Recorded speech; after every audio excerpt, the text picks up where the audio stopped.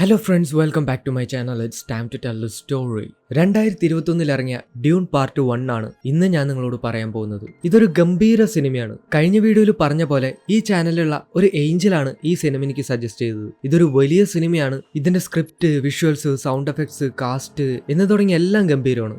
1965 ഇറങ്ങിയ ഒരു നോവലാണ് ഈ സിനിമ. ആ ഒരു നോവല് 2 പാർട്ട് വെച്ചുള്ള 3 ബുക്കായിട്ടാണ് ഇറങ്ങിയിരിക്കുന്നത്. നിലവിലിപ്പോ ആദ്യത്തെ ബുക്കിലെ 2 പാർട്ടാണ് സിനിമ ഇറങ്ങിയിരിക്കുന്നത്. അതിൽ പാർട്ട് 1 ആണ് ഇന്ന് ഞാൻ നിങ്ങളോട് പറയാൻ പോകുന്നത്. ഡെന്നിസ് വെലന്യൂ ആണ് ഈ പടത്തിന്റെ ഡയറക്ടർ. ഇനി സിനിമയിലേക്ക് അടക്കാം. ഈ പടം മനസ്സിലാക്കാനായിട്ട് ഞാൻ കുറച്ച് കഷ്ടപ്പെട്ടു. അതുകൊണ്ട് ആദ്യം ഒരു ചുരുക്കം ഞാൻ പറയാം, എന്നാലേ കാര്യങ്ങൾക്കൊക്കെ ഒരു ക്ലാരിറ്റി കിട്ടുള്ളൂ. ഈ കഥ ഫ്യൂച്ചറിൽ നടക്കുന്ന ഒരു കഥയാണ്. അതായത് ഇതിൽ കാണിക്കുന്നത് വർഷം 10191. ആ കാലഘട്ടത്തിൽ മനുഷ്യരെല്ലാം വിവിധ പ്ലാനറ്റുകളിലായാണ് ജീവിക്കുന്നത്. ഈ കഥ മെയിനായിട്ട് ഒരു 3 പ്ലാനറ്റിനെ കുറിച്ചാണ് പറയുന്നത്: അരാക്കീസ്, കാലഡാൻ, ഗൈഡി പ്രൈം. കഥ ഫോക്കസ് ചെയ്യുന്നത് അരാക്കീസിലേക്കാണ്. ഇത് മരുഭൂമിയാൽ ചുറ്റപ്പെട്ട ഒരു ഗ്രഹമാണ്. ഇവിടുത്തെ ആളുകളെ ഫ്രെമൻസ് എന്നാണ് പറയാ. ഈ സിനിമയിലെ നായിക ഒരു ഫ്രെമനാണ്. പിന്നെയുള്ള ഗ്രഹം കാലഡാൻ. ഇവിടെയുള്ളവരെ എട്രേഡീസ് എന്നാണ് വിളിക്കുക. നമ്മുടെ നായകൻ ഇവിടുത്തെ രാജകുമാരനാണ്. ഇനിയുള്ളത് ഗൈഡി പ്രൈം. ഇവരാണ് വില്ലന്മാര്. ഇവരെ വിളിക്കുന്നത് ഹാർക്കനൻസ് എന്നാണ്. ഈ 3 പ്ലാനറ്റുകൾ അടങ്ങുന്ന ആ ഒരു സാമ്രാജ്യത്തിനെ ഇംപീരിയം എന്നാണ് വിളിക്കുന്നത്. ഈ ഇംപീരിയത്തെ ഭരിക്കുന്നത് ഒരു എംപറർ ആണ്. ഇനിയാണ് കഥ ആരംഭിക്കുന്നത്. അരാക്കീസിലെ മണൽത്തരികളിൽ സ്പൈസ് എന്ന് പറയുന്ന ഒരു പദാർത്ഥമുണ്ട്. ആ ഒരു സ്പൈസിനെ ഫ്രെമൻസ് കാണുന്നത് അവരുടെ ആയുസ്സും ആരോഗ്യം നിലനിർത്തുന്ന ഒരു പവിത്രമായ വസ്തുവായാണ്. പക്ഷെ ഗൈഡി പ്രൈമിലെ ഹാർക്കനൻസ് എംപററിന്റെ ഉത്തരവ് പ്രകാരം 80 വർഷങ്ങളായിട്ട് ഈ ഫ്രെമൻസിനെ എല്ലാം ചൂഷണം ചെയ്ത് അരാക്കീസിലെ സ്പൈസ് എല്ലാം വേർതിരിച്ചെടുത്ത് കൊണ്ടുപോവാണ്. അതെന്തുകൊണ്ടാന്ന് വെച്ചാല് ഈ ഒരു സ്പൈസ് ആണ് ആ യൂണിവേഴ്സിലെ ഏറ്റവും മൂല്യമുള്ള പദാർത്ഥം. കാരണം സ്പൈസ് ആണ് സ്പേസ് ട്രാവലിംഗ് സാധ്യമാക്കുന്നത്. എങ്ങനെയാണെന്ന് വെച്ചാല് ഈ സ്പേസ് ഷിപ്പ് എല്ലാം ഒരു സ്പേസിംഗ് ഗിൽറ്റിലൂടെയാണ് സ്പേസ് ട്രാവൽ ചെയ്യുന്നത്. ഈ കാണുന്ന കുഴല് പോലത്തെ സംഭവം ഉണ്ടല്ലോ, അതാണ് സ്പേസിംഗ് ഗിൽറ്റ്. അതിൽ കയറിയിട്ടാണ് സ്പേസ് ഷിപ്പ് എല്ലാം സ്പേസ് ട്രാവൽ ചെയ്യുന്നത്. അപ്പൊ ഈ സ്പേസിംഗ് ഗിൽറ്റ് കൺട്രോൾ ചെയ്യുന്നവര് നക്ഷത്രങ്ങൾക്കിടയിലൂടെയുള്ള സുരക്ഷിതമായ വഴി തിരിച്ചറിയാനായിട്ട് സ്പൈസ് ആണ് ഉപയോഗിക്കുന്നത്. അങ്ങനെയാണ് ഈ സ്പൈസ് യൂണിവേഴ്സിലെ ഏറ്റവും മൂല്യമുള്ള പദാർത്ഥമായി മാറിയത്. സിനിമയുടെ തുടക്കത്തിൽ അരാക്കീസിലെ മരുഭൂമിയാണ് കാണിക്കുന്നത്. അതിനൊപ്പം നായികയുടെ വോയിസ് ഓവർ ആണ്. അവൾ പറയുന്നത് ഇതാണ്: ഈ മണലൊന്ന് ഇളക്കി മറിച്ചാൽ ഇവിടുത്തെ വായുവിൽ സ്പൈസ് എന്ന പദാർത്ഥത്തെ കാണാൻ സാധിക്കും. സന്ധ്യയാവുമ്പോൾ അത് കൊണ്ടുപോകാൻ ഹാർക്കനൻസ് വലിയ മിഷൻസ് ആയി വരും. അവർക്ക് പകൽ സമയത്തെ ചൂട് ഒഴിവാക്കണമെങ്കിൽ നേരത്തെ പണി കഴിക്കണം. അതായത് ഈ ഒരു അരാക്കീസിലെ ചൂടിൽ ജീവിക്കാനായിട്ട് ഫ്രെമൻസിന് മാത്രമേ കഴിയുള്ളൂ. മറ്റ് ഗ്രഹങ്ങളിലെ ആൾക്കാർക്ക് പകൽ സമയത്ത് പുറത്ത് അധിക നേരം നിൽക്കാനായിട്ട് പറ്റില്ല. അവിടുത്തെ ചൂടില് മരണം വരെ സംഭവിച്ചേക്കാം. വീണ്ടും നായികയുടെ വോയിസ് ഓവർ ആണ്: അന്യഗ്രഹവാസികളായ ഈ ഹാർക്കനൻസ് ഞാൻ ജനിക്കുന്നതിനെല്ലാം മുമ്പേ ഇവിടേക്ക് വന്നു. ഞങ്ങളുടെ കൺമുമ്പിൽ വെച്ച് അവരിവിടം കൊള്ളയടിക്കുന്നു. ഇത് പറയുമ്പോ ഒരു വില്ലനെ കാണിക്കുകയാണ്. ഹാർക്കനൻസിന്റെ പടത്തലവൻ,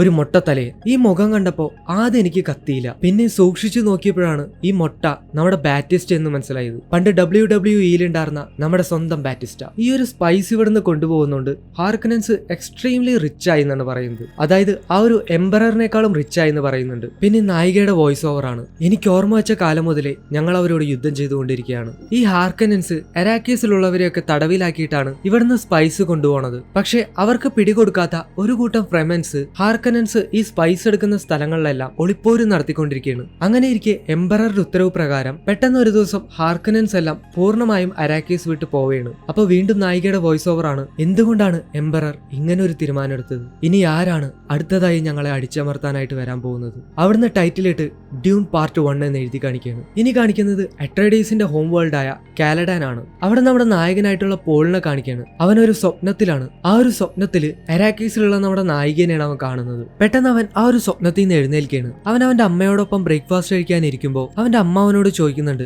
വീണ്ടും നീ ആ സ്വപ്നം കണ്ടോന്ന്? അതായത് അവൻ ഇടയ്ക്കിടയ്ക്ക് അരാക്കീസിലെ കാഴ്ചകൾ സ്വപ്നം കാണാറുണ്ട്. എന്നിട്ട് അവർ പറയാണ്: നാളെ എംപററുടെ ആൾക്കാർ വരുന്നുണ്ട്, അച്ഛൻ നിന്നോട് ഫുൾ ഡ്രസ്സിൽ വരണം എന്നാണ് പറഞ്ഞേക്കുന്നത്. ഫുൾ ഡ്രസ് എന്ന് പറയുന്നത് അവർ ആ ഒരു സെറമോണിക്കൊക്കെ ധരിക്കുന്ന സൈനിക വസ്ത്രമാണ്. അപ്പൊ പോള് പറയാണ്: എല്ലാം തീരുമാനിച്ചു വെച്ചിരിക്കുന്നതാണെന്നുണ്ടെങ്കിൽ അതിനെ കുറിച്ച് കൂടുതലൊന്നും പറയണ്ട, ഞാൻ വരാം. എന്നിട്ട് അവൻ അമ്മയോട് വെള്ളം ചോദിക്കാണ്. അപ്പൊ അവര് പറയുന്നുണ്ട്: നിനക്ക് വെള്ളം വേണമെന്നുണ്ടെങ്കിൽ നീ ആ വോയിസ് ഉപയോഗിക്കണം. സംഭവം എന്താന്ന് വെച്ചാല് ഇവൻ അട്രേഡീസ് വംശത്തിൽ പെടുന്ന ഒരാൾ മാത്രമല്ല, ഇവന്റെ അമ്മ ബെനി ജെസ്റൈറ്റ് എന്ന് പറയുന്ന ഒരു അത്ഭുത ശക്തിയൊക്കെയുള്ള കൂട്ടായ്മയിൽ പെടുന്ന ഒരാളാണ്. അപ്പോ ആ ഒരു ബെനി ജെസ്റൈറ്റിന്റെ സ്കിൽസ് ഇവരവനെ പഠിപ്പിക്കുന്നുണ്ട്. ഇവൻ എപ്പോഴും ലേണിംഗ് ലെവലിലാണ് ടെൻഷനിലാണ്. അങ്ങനെ അവൻ ആ ഒരു വോയിസ് ഉപയോഗിക്കാണ്. അതൊരു കമാൻഡ് വോയിസ് ആണ്, കൽപ്പിക്കുന്ന പോലെയാണ് പറയാ. ആ ഒരു വോയിസ് ഉപയോഗിക്കുമ്പോൾ അവര് പോലും അറിയാതെ ആ ഒരു കമാൻഡ് അവർ അനുസരിക്കുകയാണ് ചെയ്യുക. അങ്ങനെ ഇവിടെ നമ്മുടെ പോൾ ആ ഒരു വോയിസ് ഉപയോഗിക്കുമ്പോൾ അവന്റെ അമ്മ അവര് പോലും അറിയാതെ ആ ഒരു വെള്ളം കുറച്ച് മുമ്പോട്ടേക്ക് എടുത്ത് വെച്ചു കൊടുക്കുകയാണ്. അപ്പൊ അവര് പറയുന്നുണ്ട് ഓൾമോസ്റ്റ് ശരിയായിട്ടുണ്ട്, എന്നാലും ഇനിയും നീ കുറെ കാര്യങ്ങൾ പഠിക്കാനുണ്ട്. ബെനി ജെസറേറ്റിന്റെ കഴിവുകൾ പഠിച്ചെടുക്കാനായിട്ട് ഒരുപാട് വർഷങ്ങൾ എടുക്കും. പിന്നെ കാണിക്കുന്നത് നമ്മുടെ പോള് അരാക്കീസിനെ കുറിച്ച് പഠിച്ചുകൊണ്ടിരിക്കുന്നതാണ്. ആ ബുക്കിൽ പറയുന്ന പ്രകാരം ഒരു സാധാരണ മനുഷ്യന് അവിടെ സർവൈവ് ചെയ്യുക എന്നുള്ളത് വളരെ ബുദ്ധിമുട്ടാണ്. അവിടുത്തെ ചൂട് അസഹനീയമാണ്. മെറ്റലിനെ പോലും മുറിക്കാൻ ശേഷിയുള്ള മണൽക്കാറ്റുകളും ഉണ്ട്. അവിടുത്തെ നേറ്റീവ്സ് ആയ ഫ്രെമന് മാത്രമേ ഇതെല്ലാം അതിജീവിക്കാൻ കഴിയുള്ളൂ. ഇവര് അരാക്കിസിലെ വിദൂര സ്ഥലങ്ങളിൽ ജീവിക്കാനായിട്ട് ആഗ്രഹിക്കുന്നവരാണ്. ജയൻസ് ആയിട്ടുള്ള മണൽപ്പുഴുക്കളോടൊപ്പം ഇവർ മരുഭൂമി പങ്കിടുന്നു. ആ മണൽപ്പുഴുക്കളെ ഷായ് ഹുലൂദ് എന്നാണ് ഫ്രെമൻ വിളിക്കുന്നത്. മാത്രമല്ല ശരീരത്തിൽ നിരന്തരമായി സ്പൈസ് ഏൽക്കുന്നത് കൊണ്ട് ഫ്രെമൻസിന്റെ എല്ലാം കണ്ണുകൾക്ക് നീല നിറമാണുള്ളത്. ഫ്രെമനെ കുറിച്ച് കൂടുതലൊന്നും അറിയില്ല, എന്നാൽ അവരെ വിശ്വസിക്കാനാവില്ലെന്നും അപകടകാരികളാണെന്നും മാത്രം അറിയാം. അവരുടെ അറ്റാക്കിംഗ് കാരണം സ്പൈസ് ഹാർവെസ്റ്റിംഗ് കൂടുതൽ അപകടം പിടിച്ചതായിരിക്കുകയാണ്. ഫ്രെമൻസിനെ സംബന്ധിച്ചിടത്തോളം സ്പൈസ് അവർക്ക് ഒരു പവിത്രമായ വസ്തുവാണ്. പക്ഷെ ഇംപീരിയത്തിന് സ്പൈസ് ഇല്ലാതെ ഗ്രഹങ്ങൾക്കിടയിലൂടെയുള്ള യാത്ര ഇമ്പോസിബിൾ ആണ്. അതുകൊണ്ട് തന്നെ പ്രപഞ്ചത്തിലെ ഏറ്റവും വിലപിടിപ്പുള്ള പദാർത്ഥമായി ഇത് മാറിയിരിക്കുകയാണ്. അവിടുന്ന് കട്ട് ചെയ്ത് പിറ്റേ ദിവസം എംപററിന്റെ ആൾക്കാർ കെലഡാനിലേക്ക് എത്തുകയാണ്. അപ്പോ അട്രേഡീസിന്റെ തലവനും പോളിന്റെ അച്ഛനായിട്ടുള്ള ഡ്യൂക്ക് അവന്റെ ഫാമിലിയും ആർമിയുമായിട്ട് അവരെ സ്വീകരിക്കാനായിട്ട് അവിടെ നിൽക്കുന്നുണ്ട്. അപ്പൊ ഈ ഡ്യൂക്ക് ആരെന്ന് വെച്ചാൽ നമ്മുടെ ഓസ്കർ ഇസാക്ക് ആണ്. ഓസ്കർ ഇസാക്കിന് എത്ര പേര് അറിയൂന്ന് അറിയില്ല. നമ്മുടെ ഡിസ്നിയുടെ മൂൺ നൈറ്റ് കണ്ടിട്ടുണ്ടോ, അതിലൊക്കെ നായകൻ. അപ്പോ അവന്റെ ചുറ്റിലും അവന്റെ പടത്തലവനും വലങ്കയും ഫാമിലിയും ആർമിയും എല്ലാരും നിൽക്കുന്നുണ്ട്. ഡ്യൂക്ക് ചോദിക്കുന്നുണ്ട് വെറും ഒരു ചടങ്ങിന് വേണ്ടിയിട്ട് ഈ യാത്രയ്ക്ക് അവർക്ക് എത്ര കാശ് ചെലവായി ഉണ്ടാവുന്നു. അപ്പോ ഡ്യൂക്കിന്റെ ആർമിയിൽ ഒരു മെയിൻ ആള് പറയുന്നുണ്ട് എത്രയോ മില്യൺ സൊലാരീസ് ആയിട്ടുണ്ടെന്ന്. സൊലാരീസ് എന്ന് പറയുന്നത് ഇംപീരിയത്തിലെ ഔദ്യോഗിക നാണയമാണ്. അങ്ങനെ ആ ഒരു സ്പേസ് ഷിപ്പിൽ നിന്ന് ആൾക്കാർ ഇറങ്ങിയാണ്. ഈ ഒരു ലോ ഹിറ്റ ടീംസ് ഇംപീരിയൽ കോർട്ടിലെ അംഗങ്ങളാണ്. പിന്നെ ഹെൽമെറ്റ് വെച്ച ബ്ലാക്ക് ആൻഡ് വൈറ്റ് ഡ്രസ്സ് ധരിച്ചവര് ആ ഒരു സ്പേസിംഗ് ഗിൽഡിന്റെ റെപ്രസെന്റേറ്റീവ്സ് ആണ്. പിന്നെ ഒരു കറുത്തുടുപ്പിട്ട വല്യമ്മയാണെന്നുണ്ടെങ്കിൽ നേരത്തെ ഞാൻ പറഞ്ഞില്ലേ ബെനി ജെസറേറ്റ് എന്ന് പറഞ്ഞിട്ടുള്ള ഒരു കൂട്ടായ്മയെ കുറിച്ച്, ഈ പോളിന്റെ അമ്മ ആ ഒരു കൂട്ടായ്മയിൽ അംഗമാണെന്ന് പറഞ്ഞത് ആ ഒരു ബെനി ജെസറേറ്റിൽ നിന്ന് വന്നിരിക്കുന്ന ഒരു സിസ്റ്റർ ആണത്. അപ്പോ ആ ഒരു പ്രധാന ദൂതൻ ഇവരെല്ലാം സാക്ഷി നിർത്തി ആ ഒരു എംപറർ ആജ്ഞ എന്താന്ന് പറയുന്നത്, അതായത് ഹൗസ് ഓഫ് അട്രേഡീസ് എത്രയും പെട്ടെന്ന് അരാക്കീസിന്റെ കൺട്രോൾ ഏറ്റെടുത്ത് അവിടുത്തെ മേൽനോട്ടം വഹിക്കണമെന്നാണ്. എന്നിട്ട് ആ പ്രധാന ദൂതൻ നിങ്ങൾ ഇത് ആക്സെപ്റ്റ് ചെയ്യുന്നുണ്ടോ എന്ന് ചോദിക്കുകയാണ്. അപ്പൊ ഡ്യൂക്ക് പറയും ഞങ്ങൾ ഹൗസ് ഓഫ് അട്രേഡീസ് ആണ്, ഇതുവരെ ഞങ്ങൾ ഒരാജ്ഞയും ധിക്കരിച്ചിട്ടില്ല, വിശ്വാസവഞ്ചന കാണിച്ചിട്ടുമില്ല. എന്നിട്ട് അട്രേഡീസിനോട് പറയും അരാക്കീസിൽ സമാധാനം കൊണ്ടുവരാനാണ് എംപറർ നമ്മളോട് പറഞ്ഞിരിക്കുന്നത്. എന്നിട്ട് ദൂതനോട് പറയും ഹൗസ് ഓഫ് അട്രേഡീസ്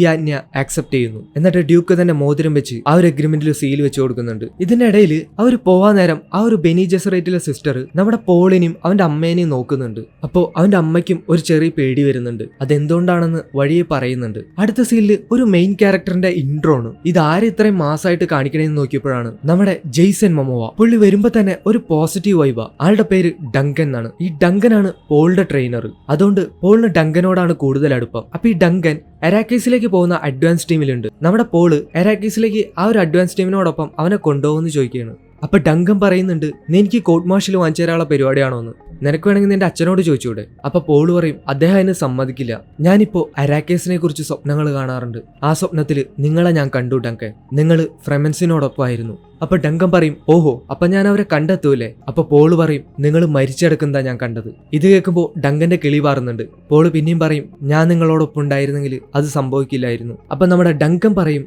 മോനെ സ്വപ്നത്തിൽ എന്ത് കാണുന്നു എന്നുള്ളതല്ല, നമ്മൾ ഉണർന്നിരിക്കുമ്പോൾ എന്ത് ചെയ്യുന്നോ എന്ത് പ്രവർത്തിക്കുന്നോ അതിനെ സംബന്ധിച്ചിരിക്കും നമ്മുടെ മുന്നോട്ടുള്ള ജീവിതം. ഇതും പറഞ്ഞ് ഡങ്കൻ അവിടുന്ന് പോവാണ്. നമ്മുടെ പോൾ അവിടുന്ന് നേരെ ചെല്ലുന്നത് അവന്റെ അച്ഛന്റെ അടുത്തേക്കാണ്. അപ്പൊ ഡ്യൂക്ക് ആണെങ്കിൽ അവന്റെ അച്ഛന്റെ കല്ലറയുടെ അടുത്തായിരിക്കും. പോൾ ഇതേ കാര്യം തന്നെ ഡ്യൂക്കിനോട് പറയാണ്, എനിക്ക് ആ ഒരു അഡ്വാൻസ് ടീമിനോടൊപ്പം പോകണം. ഡ്യൂക്ക് അതിന് സമ്മതിക്കില്ല, കാരണം അവനാണ് ഭാവിയിൽ ഡ്യൂക്കിന്റെ സ്ഥാനത്ത് നിൽക്കേണ്ടത്.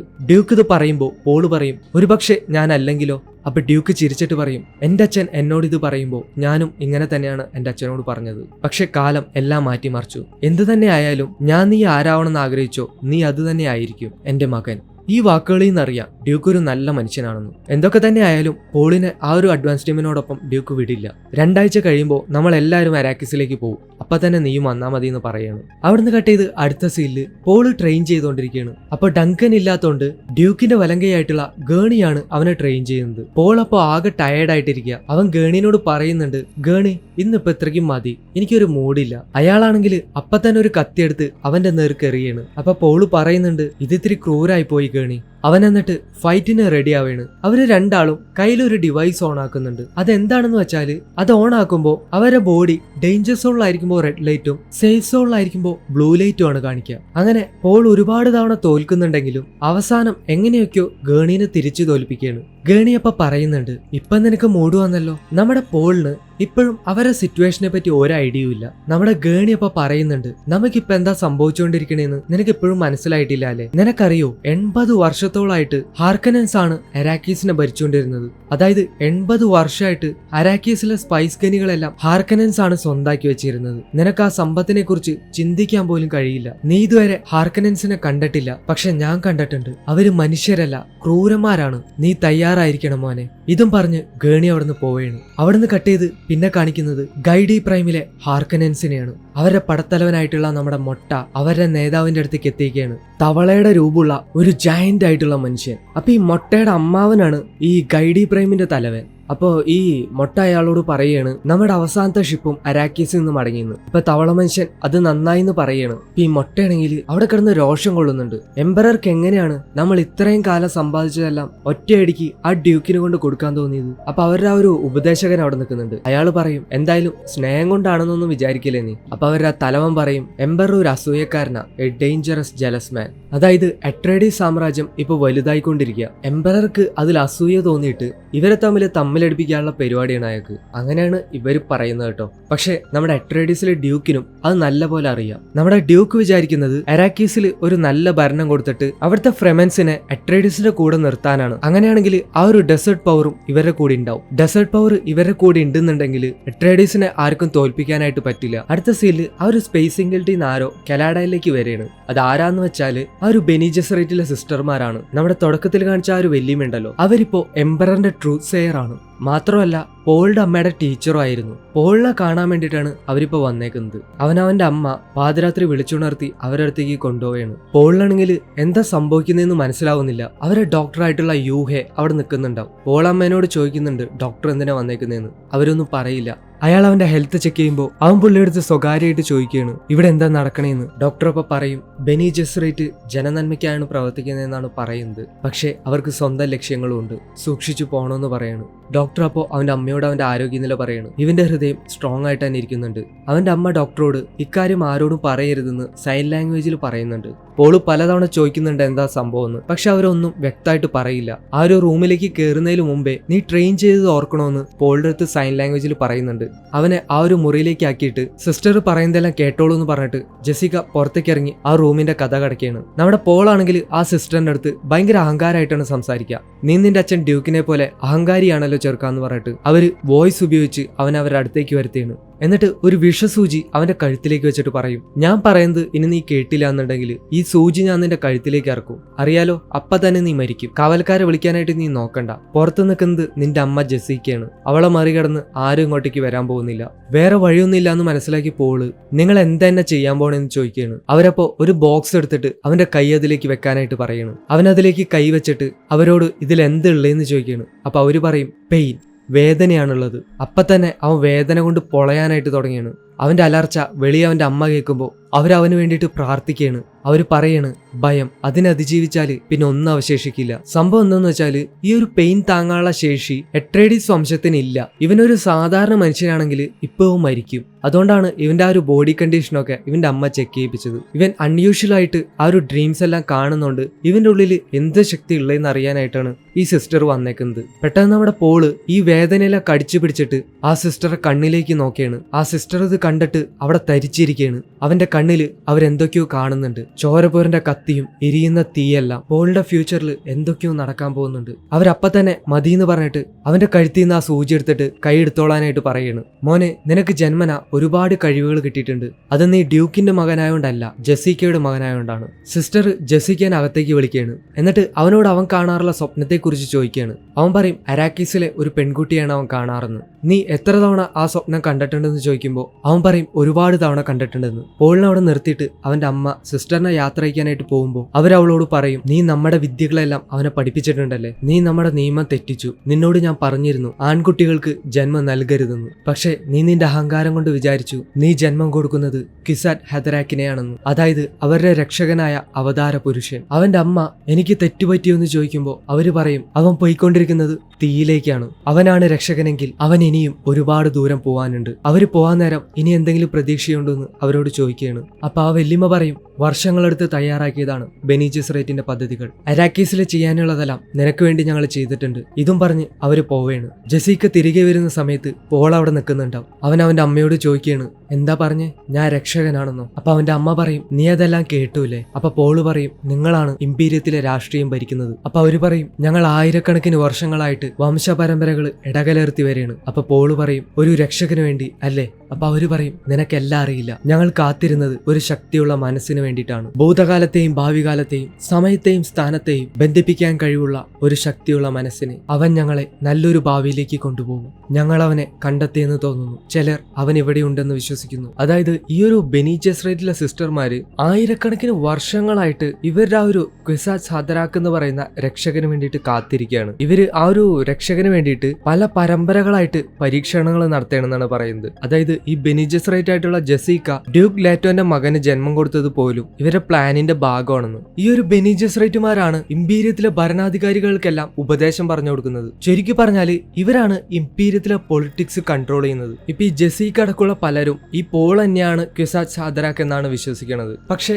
ആ ഒരു വല്യമ്മയ്ക്കും അതുപോലെയുള്ള പലർക്കും ഇപ്പോഴും ഇവൻ തന്നെയാണോ എന്നുള്ളതിൽ സംശയമാണ്. അവർക്ക് അത്ര വിശ്വാസം പോരാ. ഇതെല്ലാം അറിയുമ്പോൾ പോളിനാകെ സങ്കടാവാണ്. അവൻ അവരോട് ചോദിക്കുന്നുണ്ട്, ഇതെല്ലാം നിങ്ങളുടെ പ്ലാനിങ്ങിന്റെ ഭാഗമായിരുന്നില്ലേ എന്ന്. അതായത് അവന്റെ ജനനം പോലും ബെനി ജെസ്സറേറ്റിന്റെ പ്ലാനിങ്ങിലുള്ളതായിരുന്നു. ജെസിക്കയ്ക്ക് അതിന് മറുപടി ഒന്നും ഉണ്ടാവില്ല. അവരങ്ങനെ കെലാഡാനോട് യാത്ര പറഞ്ഞ് അരാക്കീസിലേക്ക് പോകുന്നുണ്ട്. അപ്പോൾ അവർ അഡ്വാൻസ് ടീം ഓൾറെഡി അവിടെ ഉണ്ട്. ഇപ്പോൾ അവരുടെ ആ ഒരു എൻറ്റയർ ആർമിയും അരാക്കീസിലേക്ക് എത്തുകയാണ്. അവിടെ അവർ ആ ഒരു അഡ്വാൻസ് ടീം സ്വീകരിക്കുന്നുണ്ട്. ഒപ്പം അരാക്കീസിലെ ജനങ്ങളുണ്ട്. അപ്പൊ എല്ലാവരും ആ ഒരു സ്പേസ് ഷിപ്പിൽ നിന്ന് ഇറങ്ങുന്ന സമയത്ത് സോൾജേഴ്സ് എല്ലാവരും അവരെ ഷീൽഡ് ഓൺ ആക്കിയാണ്. ഷീൽഡ് എന്താ സംഭവം എന്ന് വെച്ചാൽ നേരത്തെ പോളും ഗേണിയും കൂടെ ഫൈറ്റ് ചെയ്തപ്പോ ഒരു സംഭവം ഓൺ ആക്കിയില്ലേ, അതാണ് ഷീൽഡ്. അതെന്താന്ന് വെച്ചാല് ആ ഒരു ഷീൽഡ് ഫാസ്റ്റ് ആയിട്ടുള്ള ആക്ഷൻസിൽ നിന്നെല്ലാം പ്രൊട്ടക്ട് ചെയ്യും. ഉദാഹരണത്തിന് ഒരു ഗണ്ണിന് ആരെങ്കിലും ഷൂട്ട് ചെയ്യുകയാണെന്നുണ്ടെങ്കിൽ ആ ഒരു ഷീൽഡ് പ്രൊട്ടക്ട് ചെയ്തോളും. പക്ഷെ ഒരു കത്തിയെടുത്ത് കുത്തിയാൽ അത് ശരീരത്തിന് ഏൽക്കും. അപ്പൊ അവരെല്ലാം വരുമ്പോ പോളിനെ നോക്കിയിട്ട് അരാക്കീസിലെ ജനങ്ങൾ ലിസാൻ അൽഗെയ്ബ് എന്ന് വിളിക്കുന്നുണ്ട്. എന്ന് വെച്ചാൽ voice from the outer world എന്നാണ് അതിനർത്ഥം. രക്ഷകനെ അവരങ്ങനെയാണ് വിളിക്കുന്നത്. അവര് വേഗം തന്നെ ആ ഒരു സ്പേസ് ഷിപ്പിൽ നിന്ന് ഹെലികോപ്റ്ററിലേക്ക് കയറുന്നുണ്ട്. കാരണം അവിടുത്തെ ചൂടില് പുറത്തുനിന്നുള്ളവർക്ക് സർവൈവ് ചെയ്യാനായിട്ട് പറ്റില്ല. പോളിന്റെ അമ്മ അവനോട് പറയുന്നുണ്ട് ഇതെല്ലാം ബെനി ജെസ്സറേറ്റിന്റെ പ്രവർത്തനങ്ങളാണെന്ന്. എന്നിട്ട് അവന്റെ അമ്മ പറയുന്നുണ്ട് അവരവരെ രക്ഷകനായാണ് നിന്നെ കാണുന്നതെന്ന്. അവനാണെങ്കിൽ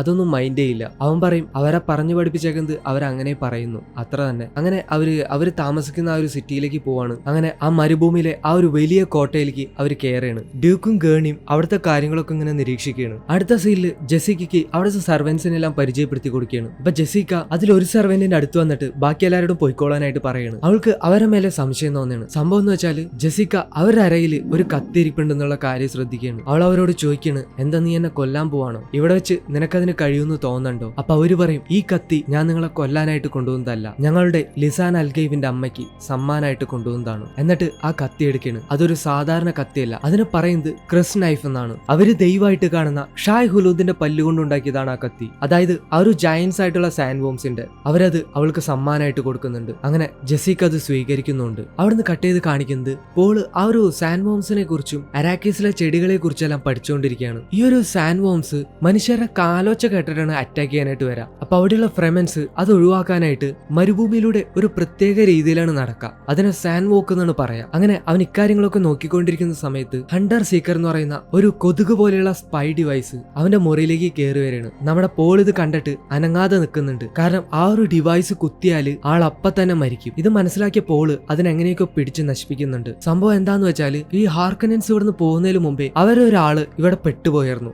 അവരാ ഒരു കോട്ടയിലെ പൈപ്പ് ലൈനിലിരുന്ന് ഈ ഒരു ഹണ്ടർ സീക്കറിനെ കൺട്രോൾ ചെയ്യായിരുന്നു. പക്ഷെ നിർഭാഗ്യവശാല് അയാൾ ആ ഒരു പൈപ്പ് ലൈനിൽ തന്നെ കുടുങ്ങി അവിടെ വെച്ച് തന്നെ മരിക്കേണ്ടായി. ഇതറിഞ്ഞ ഡ്യൂക്ക് ആണെങ്കിൽ ഒരുപാട് ദേഷ്യപ്പെടുന്നുണ്ട്. നമ്മുടെ ആ ഒരു പടത്തലവനോട് ഇനിയും ഇതുപോലെ ആരെങ്കിലും ഒക്കെ ഉണ്ടോ എന്ന് അന്വേഷിക്കാനായിട്ട് പറയുകയാണ്. അവിടുന്ന് കട്ട് ചെയ്ത് ഗൈഡി പ്രൈമിലേക്ക് വില്ലനായിട്ടുള്ള ആ തവള മനുഷ്യനെ കാണാനായിട്ട് നമ്മുടെ ബെനി ജെസ്സറേറ്റിലെ വല്യമ്മ വന്നേക്കാണ്. അവര് വന്നിരിക്കുന്നത് എന്തിനാന്ന് വെച്ചാല് ഈ ഹാർക്കനൻസ് എട്രേഡേഴ്സിനെ ഇല്ലാതാക്കാൻ വേണ്ടിയിട്ടാണ് എംബറർ ഈ കളികളൊക്കെ കളിച്ചേക്കുന്നത്. അപ്പൊ ഈ സിസ്റ്റർ തവളനോട് പറയാണ്, നിങ്ങൾ ഡ്യൂക്കിനും എട്രേഡീസിനും ഒക്കെ എന്ത് വേണമെങ്കിലും ചെയ്തോ, പക്ഷെ ജെസിക്കും അവരുടെ മകൻ മകനായിട്ടുള്ള പോളും ബെനി ജെസറൈറ്റിന്റെ സംരക്ഷണത്തിലുള്ളവരാണ്. അവരെ വേദനിപ്പിച്ചാൽ നിങ്ങൾ അതിന്റെ പ്രത്യാഘാത അനുഭവിക്കേണ്ടി വരും. അപ്പൊ ഈ തവള മനുഷ്യനും അവരെ വേദനിപ്പിക്കില്ല എന്ന് വാക്ക് കൊടുക്കുന്നുണ്ട്. അങ്ങനെ ആ ഒരു വല്യമ്മ പോയി കഴിയുമ്പോൾ ആ ഒരു ഉപദേശകൻ തവളേനോട് ചോദിക്കുകയാണ്, അല്ല ഈ പോളാണെങ്കിൽ അട്രേഡീസ് വംശത്തിൽ പെടുന്ന ഒരാളല്ലേ, അവനെ കൊല്ലാതിരുന്നാല് നമുക്ക് വലിയ വള്ളിയാവും, അരാക്കേസിലെ ഭരണം നിങ്ങൾക്ക് പിന്നെ കിട്ടില്ല. അപ്പൊ ഈ തവള പറയും, ഞാൻ അവരെ വേദനിപ്പിക്കില്ല എന്നേ പറഞ്ഞോളൂ, അവരെന്തായാലും അരാക്കേസിൽ കിടന്ന് തന്നെ മരിക്കും. കട്ട് ചെയ്തിവിടെ അരാക്കേസിൽ അട്രേഡീസിന്റെ മീറ്റിംഗ് നടക്കുകയാണ്. അവരെന്താ സംസാരിക്കുന്നതെന്ന് വെച്ചാല്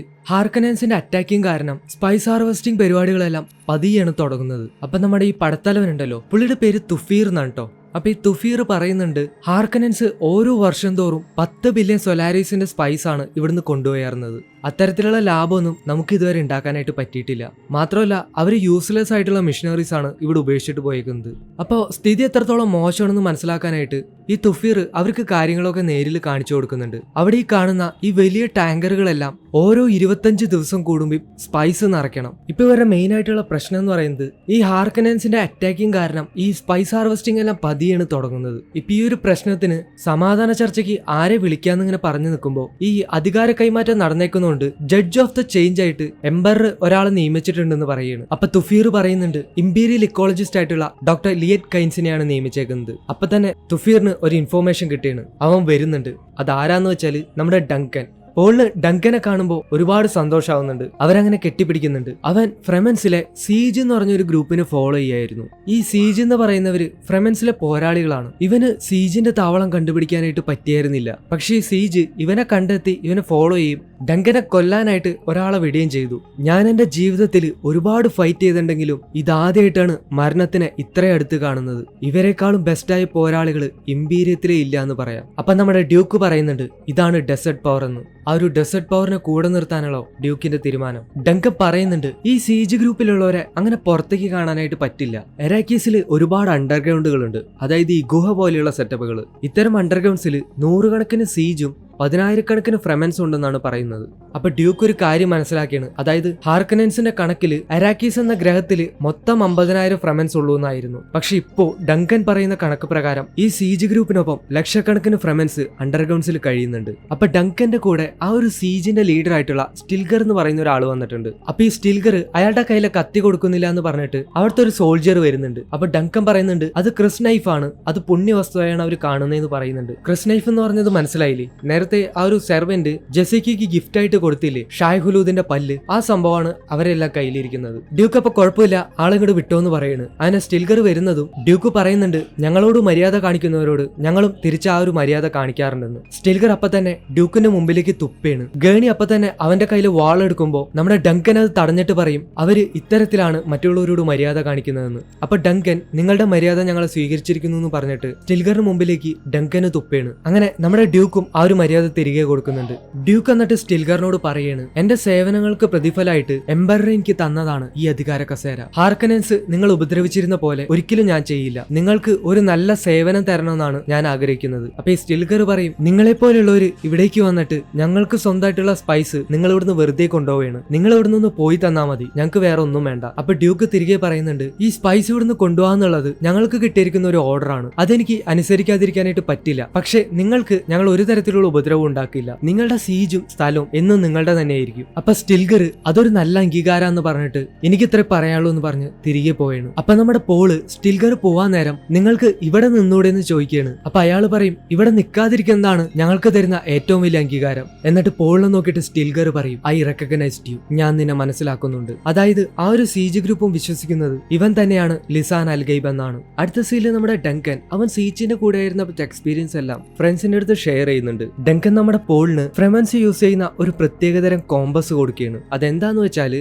ഇവിടുത്തെ ഉപഗ്രഹങ്ങളുടെ കാന്തിക വലയം കാരണം സാധാ കോമ്പസിൽ നോർത്ത് സൈഡ് കാണിക്കില്ല. ഇത്തരത്തിലുള്ള ഒരു കോമ്പസ് മാത്രമേ ഇവിടെ യൂസ് ചെയ്യാനായിട്ട് പറ്റുള്ളൂ. നമ്മുടെ പോളും അത് വാങ്ങിച്ചിട്ട് ഡങ്കന് നന്ദി പറയുന്നുണ്ട്. കട്ട് ചെയ്ത് അടുത്ത സീനിൽ ഡ്യൂക്ക് ആ ഒരു സ്പൈസ് ഹാർവെസ്റ്റ് ചെയ്യുന്ന സ്ഥലങ്ങളെല്ലാം കാണാനായിട്ട് ഇറങ്ങിയാണ്. അപ്പൊ അവരെ ഗൈഡ് ചെയ്യാനായിട്ട് ആ ഒരു ജഡ്ജ് ഓഫ് ദ ചേഞ്ച് ആയിട്ടുള്ള ഡോക്ടർ കൈൻസ് വരെയാണ്. അപ്പോ ഇവർക്ക് ധരിക്കാനായിട്ട് ഫ്രെമൻസ് യൂസ് ചെയ്യുന്ന ഒരു തരം സ്യൂട്ട് അവർക്ക് കൊടുത്തിട്ടുണ്ട്. ആ ഒരു സ്യൂട്ട് ഇല്ലാതെ മരുഭൂമിയിൽ ഇവർക്ക് സർവൈവ് ചെയ്യാനായിട്ട് കഴിയില്ല. അപ്പൊ ഈ ഒരു ഡോക്ടർ കൈൻസ് ആ ഒരു സ്യൂട്ടിന്റെ പ്രത്യേകതകൾ അവർക്ക് പറഞ്ഞു കൊടുക്കുന്നുണ്ട്. അതായത് ആ ഒരു സ്യൂട്ട് നമ്മുടെ ശരീരത്തിലെ വിയർപ്പിനെല്ലാം വലിച്ചെടുത്ത് അത് ശുദ്ധീകരിച്ച് ആ ഒരു സ്യൂട്ടിനെ മാസ്കിലുള്ള ട്യൂബിലൂടെ നമുക്ക് കുടിക്കാൻ പാകത്തിനുള്ള വെള്ളമായിട്ട് തിരിച്ചു തരുന്നതാണ്. പറ്റുന്നതാണ്. ആ ഒരു സ്യൂട്ട് ധരിച്ചാൽ നമ്മുടെ ശരീരത്തിൽ നിന്ന് അധികം വെള്ളമൊന്നും പുറത്തേക്ക് പോവില്ല. പക്ഷെ ഇവർ ആ ഒരു സ്യൂട്ട് തെറ്റായ രീതിയിലായിരിക്കും ധരിച്ചിട്ടുണ്ടാവുക. ഈ കൈൻസ് അതെല്ലാം ശരിയാക്കി കൊടുക്കുന്നുണ്ട്. അങ്ങനെ നമ്മുടെ പോളിന്റെ അടുത്ത് എത്തുമ്പോൾ അവൻ മാത്രം ആ ഒരു സ്യൂട്ട് കറക്റ്റ് ആയിട്ട് ധരിച്ചിട്ടുണ്ടാവും. അപ്പൊ കൈൻസ് ചോദിക്കുന്നുണ്ട്, നീ ഇതിനു മുമ്പ് ഈ സ്യൂട്ട് ധരിച്ചിട്ടുണ്ടോന്ന്. അപ്പൊ നമ്മുടെ പോള് പറയും, ഇല്ല, ഞാൻ ഇത് ആദ്യമായിട്ടാണ്. അപ്പൊ അവര് ചോദിക്കും, പിന്നെ എങ്ങനെ നിനക്ക്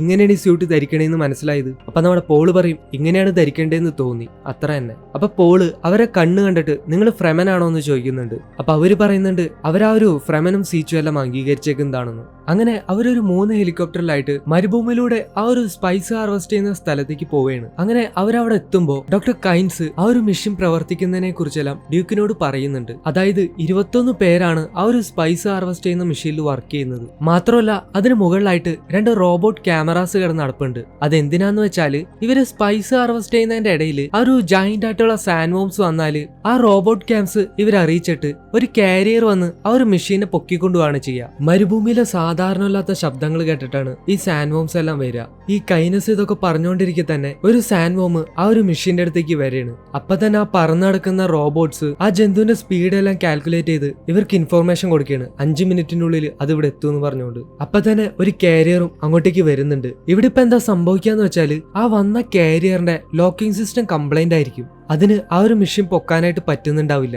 വേറെ കാരിയർ ചോദിക്കുമ്പോൾ ഒന്നും തന്നെ അവൈലബിൾ അല്ല എന്നാണ് പറയാ. ഇന്നേരം നമ്മുടെ ഡ്യൂക്ക് ആണെങ്കിൽ ആ മെഷീനിലുള്ള വർക്കേഴ്സിനെ രക്ഷിക്കാനുള്ള പണി നോക്കിയാണ്. അവര് വന്നിട്ടുള്ള ആ ഒരു 3 ഹെലികോപ്റ്ററിൽ 7 പേരെ വീതം കയറ്റാനായിട്ട് ഡ്യൂക്ക് പറയാണ്. അങ്ങനെ ആ ഒരു ഹെലികോപ്റ്റേഴ്സ് എല്ലാം ലാൻഡ് ചെയ്യുന്ന സമയത്ത് എല്ലാരും ചാടി ഇറങ്ങുന്നുണ്ട് അതിലെ വർക്കേഴ്സിനെ രക്ഷിക്കാനായിട്ട്. അങ്ങനെ എല്ലാരും ആ ഒരു ഹെലികോപ്റ്ററിലേക്ക് കയറി കഴിയുമ്പോൾ ഡ്യൂക്ക് ചോദിക്കാണ് പോൾ എവിടെയാണ്. അവൻ മാത്രം കയറിയിട്ടുണ്ടാവില്ല. അവൻ ആ ഒരു സ്പൈസ് ഉള്ള മണ്ണിൽ കാല് കുത്തിയപ്പോ ഫ്യൂച്ചറിൽ എന്തൊക്കെയോ വൈൽഡ് ആയിട്ടുള്ള കാര്യങ്ങൾ മനസ്സിലേക്ക് വന്ന് അവന്റെ മൈൻഡ് ഔട്ടായിട്ട് ആ ഒരു മെഷീന്റെ അടുത്ത് മുട്ടുകുത്തിയിരിക്കുന്നുണ്ടാവും. ആ ജന്തു ആണെങ്കിൽ അവിടെ അടുത്തെത്തിയിട്ടുണ്ടാവും. ഇപ്പൊ ഷിപ്പ് ലോഞ്ച് ചെയ്തില്ലെങ്കിൽ അത് ഇവരടക്കം വിഴുങ്ങും. പക്ഷെ അവനവരവിടെ വിടില്ല. നമ്മുടെ ഗേണി ചാടി ഇറങ്ങി അവനെ പിടിച്ച് ഷിപ്പിലേക്ക് കയറ്റാണ്. അതിനിടയിൽ അവനെ കുറെ തെറിയും പറയുന്നുണ്ട്. അവർ ആ ഷിപ്പിലേക്ക് കയറി ഷിപ്പ് ലോഞ്ച് ചെയ്ത് അപ്പൊ തന്നെ ആ ഒരു വലിയ സാൻഡ്വോം വന്ന് ആ ഒരു മെഷീനും അതിലെ ലോഡ് കണക്കിന് സ്പൈസും വിഴുങ്ങിയാണ്. അവർ ആ കാഴ്ച കണ്ട് അന്തം വിട്ട് നിൽക്കുന്നുണ്ട്. അങ്ങനെ അവര് തിരിച്ചെത്തുമ്പോ ഡ്യൂക്ക് പോളിനെ നല്ലപോലെ ആട്ടുന്നുണ്ട്. പോൾ ഇതിനെ ആവർത്തിക്കില്ല എന്ന് പറഞ്ഞ് ഡ്യൂക്കിനോട് ക്ഷമ ചോദിക്കുന്നുണ്ട്. അപ്പൊ ഡ്യൂക്ക് കൈൻസിനോട് പറയും,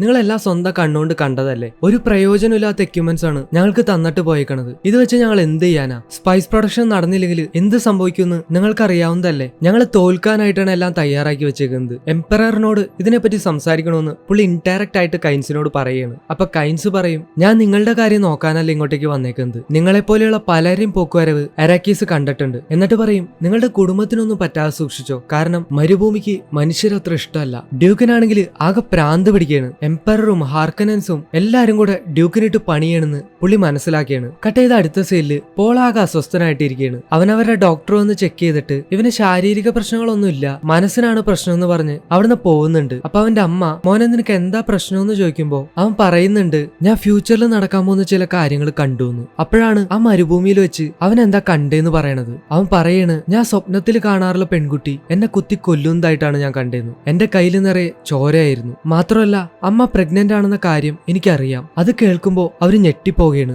കാരണം അത് അവനറിയാനുള്ള യാതൊരു സാധ്യതയില്ല. അവർക്ക് പോലും കൃത്യമായി അറിയില്ല. ഏതാനും കുറച്ച് ആഴ്ചയായിട്ടുള്ളൂ എന്ന് അവര് പറയുന്നുണ്ട്. എന്നിട്ട് അവൻ പറയാണ്, എന്റെ കയ്യില് ഒരു കത്തി ഉണ്ടായിരുന്നു, അത് ആരോ എനിക്ക് തന്നതാണ്. അവിടുന്ന് കട്ട് ചെയ്ത് സെലൂസ സെക്കൻഡസ് എന്ന് പറയുന്ന വേറൊരു പ്ലാനറ്റ് കാണിക്കുകയാണ്. ഈ ഒരു പ്ലാനറ്റ് എന്ന് പറയുന്നത് എംപററിന്റെ കീഴിലുള്ള സർദോക്കർ എന്ന് പറയുന്ന ഒരു ആർമിയുടെ പ്ലാനറ്റ് ആണ്. അവിടേക്ക് നമ്മുടെ വില്ലനായിട്ടുള്ള ലോർഡ് ബാരന്റെ, അതായത് നമ്മുടെ തവളയുടെ ആ ഒരു വലങ്കൈ വന്നേക്കാണ്. എന്തിനാണെന്ന് വെച്ചാല് എംപററിന്റെ അടുത്തുനിന്ന് 3 ബറ്റാലിയൻ സർദോക്കർ ആർമീനെ അവര് പറഞ്ഞുറപ്പിച്ചേക്കാണ്. അതെന്തുകൊണ്ടാന്ന് വെച്ചാല് ഇംപീരിയത്തിലെ തന്നെ ഏറ്റവും ബെസ്റ്റ് ആയിട്ടുള്ള ആർമിയാണ് അട്രേഡീസ്. അതിന് കാരണം ഡങ്കനും ഗേണിയാണ് അവരെ ആർമീനെ പരിശീലിപ്പിക്കുന്നത്. അപ്പൊ ഈ സർദോക്കറിന്റെ ആർമി ജനറൽ പറയുന്നുണ്ട്, ഞങ്ങള് എംപററിന്റെ ആർമിയാണ്, ഞങ്ങളോട് ഏറ്റുമുട്ടുന്നവര് ആരായാലും തീരുമെന്ന്. കട്ട് ചെയ്ത അടുത്ത സീനില് നമ്മുടെ ഡ്യൂക്ക് ജെസിക്കനോട് പറയാണ്, അന്ന് ആ ഒരു ബെനി ജെസറൈറ്റിലെ മദർ വന്നേ പിന്നെയാണ് പോളുടെ സ്വഭാവത്തിൽ ആകെ മാറ്റം വന്നേക്കുന്നത്. ഞാൻ നിന്നെ ഇന്നേ വരെ ഒന്നിനും ചോദ്യം ചെയ്തിട്ടില്ല, പക്ഷെ ഇപ്പൊ ഞാനൊരു കാര്യം ചോദിക്കുകയാണ്, എന്തെങ്കിലും അരുതാത്ത ഇഷ്ടമില്ലാത്തത് സംഭവിച്ചാല് നീ പോളിനെ സംരക്ഷിക്കില്ലേ? അപ്പൊ ജെസിക്ക ഞാൻ എന്റെ ജീവൻ കൊടുത്ത് സംരക്ഷിക്കുമെന്ന് പറയുമ്പോ ഡ്യൂക്ക് പറയും പോളിന്റെ അമ്മയോടല്ല ഞാൻ സംസാരിക്കുന്നത്, ബെനി ജെസറേറ്റിനോടാണ്. അപ്പൊ ജെസിക്ക ഡ്യൂക്കിനോട് നിങ്ങൾ എന്താ ഇപ്പൊ ഇങ്ങനെയൊക്കെ സംസാരിക്കുന്നത്, ലേറ്റോ നിങ്ങൾ ഇങ്ങനെയല്ല എന്ന് പറഞ്ഞ് ഡ്യൂക്കിനെ സമാധാനിപ്പിക്കുകയാണ്. ഈ ഡ്യൂക്ക് എന്ന് പറയുന്നത് അട്രേഡീസിന്റെ രാജാവിന്റെ സ്ഥാനപ്പേരാണ് കേട്ടോ. ശരിക്കും പോളിന്റെ അച്ഛന്റെ പേര് ലേറ്റോ എന്നാണ്. അങ്ങനെ അന്ന് രാത്രി അവര് സമാധാനമായിട്ട് കിടന്ന് ഉറങ്ങുകയാണ്. അങ്ങനെ ഇരിക്കെ അർദ്ധരാത്രിയിൽ സോൾജേഴ്സ് എല്ലാരും ഉറങ്ങിക്കിടക്കുമ്പോ കാവൽക്കാരെല്ലാം മയങ്ങി വീഴാണ്. നമ്മുടെ ഡ്യൂക്ക് ആണെങ്കിൽ പുറത്തെ ശബ്ദം കേട്ട് ചെന്ന് നോക്കുമ്പോ കാവൽക്കാരെല്ലാരും മരിച്ചു കിടക്കുന്ന കാണുകയാണ്. എന്തോ പന്തികേടുണ്ടെന്ന് മനസ്സിലാക്കി അവൻ അവന്റെ ഷീൽഡ് ഓൺ ആക്കിയാണ്. അപ്പൊ അവിടെ അവരാ ഒരു സെർവന്റ് കുത്തുകൊണ്ട് മരിക്കാതെ കിടക്കുന്നുണ്ടാവും. ഡ്യൂക്ക് അവരുടെ അടുത്ത് ചെന്ന് എന്താ നടക്കുന്നതെന്ന് ചോദിക്കുന്ന നേരം അവന്റെ പുറത്ത് അവന്റെ ഷീൽഡ് തകർത്ത ഒരു വിഷസൂചി വന്ന് കയറിയാണ്. അപ്പൊ തന്നെ ഡ്യൂക്കിന്റെ കഴുത്തിന് താഴേക്ക് തളർന്നു പോകുന്നുണ്ട്. അന്നേരം ഇതെല്ലാം ആരാ ചെയ്തേന്ന് കാണിക്കുകയാണ്. അത് അവരുടെ ആ ഒരു ഡോക്ടറായിട്ടുള്ള ഡോക്ടർ യൂഹയാണ്. ഡ്യൂക്ക് എന്തുകൊണ്ടാണ് നിങ്ങൾ ഇങ്ങനെ ചെയ്തേന്ന് ചോദിക്കുമ്പോൾ അയാൾ പറയുന്നുണ്ട്, മാസ്റ്റർ എനിക്ക് വേറെ നിവൃത്തിയില്ലാത്തോണ്ടാണ് ബാരൻ, അതായത് നമ്മുടെ തവള അവന്റെ ഭാര്യനെ പിടിച്ചു വെച്ച് കൊല്ലൂ എന്ന് പറഞ്ഞ് ഭീഷണിപ്പെടുത്തിയിട്ടാണ് ഇതെല്ലാം അവനെ കൊണ്ട് ചെയ്യിക്കുന്നത്. നിങ്ങൾ അയാളുടെ അടുത്ത് എത്തിച്ചാൽ മാത്രമേ അവരവളെ വിടുള്ളൂ, നിങ്ങൾ എന്നോട് ക്ഷമിക്കണമെന്ന് പറയാണ്. പക്ഷെ അവനെ കൊണ്ട് പറ്റുന്ന കാര്യങ്ങളൊക്കെ അവൻ ഡ്യൂക്കിന് ചെയ്തു കൊടുക്കുകയാണ്. പോളിന് വേണ്ടതെല്ലാം ഞാൻ ചെയ്യൂന്ന് പറഞ്ഞ് ഡ്യൂക്കിന്റെ കയ്യിലെ അധികാര മോതിരം, ആ ഒരു രാജാവിന്റെ മോതിരം അയാൾ ഊരിയെടുക്കുകയാണ് പോളിന് കൊടുക്കാനായിട്ട്. എന്നിട്ട് നിങ്ങളുടെ കുറ്റിപ്പല്ല് ഞാൻ മാറ്റി വെക്കുന്നുണ്ടെന്ന് പറഞ്ഞ് പോയിസൺ ഗ്യാസ് നിറഞ്ഞ ഒരു പല്ല് ഡ്യൂക്കിന് വെച്ചു കൊടുക്കുകയാണ്. എന്നിട്ട് പറയും ഇത് നിങ്ങളൊന്ന് അമർത്തി കടിച്ചാല് അത് പൊട്ടും, എന്നിട്ട് ശ്വാസം പുറത്തേക്ക് വിടണം, അതായിരിക്കും നിങ്ങളുടെ അവസാന ശ്വാസം. ശരിയായ സമയത്താണ് ശ്വാസം പുറത്തേക്ക് വിടുന്നെങ്കിൽ ബാരന്റെയും അവസാന ശ്വാസം അതന്നെയായിരിക്കും. ഇതേ സമയം ഹാർക്കനൻസ് സർദോക്കർ ആർമിയായി വന്ന് അവരെ ആക്രമിക്കുകയാണ്. അവരുടെ ഷീൽഡ് അവർ തകർക്കുകയാണ്. ഗേണി അവന്റെ സോൾജേഴ്സിനെ എല്ലാം റെഡിയാക്കി വരുമ്പോഴേക്കും എല്ലാം കഴിഞ്ഞുണ്ടാവും. അവര് ഒരേ സമയം എല്ലായിടത്തും അറ്റാക്ക് ചെയ്യാണ്. അവരുടെ ബെസ്റ്റ് ആയിട്ടുള്ള സോൾജേഴ്സിനെ എല്ലാം മുന്നീന്നും പിന്നീന്നുമായിട്ട് ഹാർക്കനൻസും ആ ഒരു സർദോക്കർ ആർമിയും ചേർന്ന് അറ്റാക്ക് ചെയ്യാണ്. ഗേണിയും അവന്റെ ജീവൻ കൊടുത്ത് പോരാടാൻ വേണ്ടി അവശേഷിക്കുന്ന സോൾജേഴ്സിനെയും കൂട്ടി യുദ്ധത്തിന് നേരിടുകയാണ്. ഇവിടെ അകത്ത് ഡങ്കൻ ആണെങ്കിൽ കാര്യം അറിഞ്ഞിട്ട് പോളിനെയും അവന്റെ അമ്മേനെ രക്ഷിക്കാനായിട്ട് ചെന്ന് നോക്കുമ്പോൾ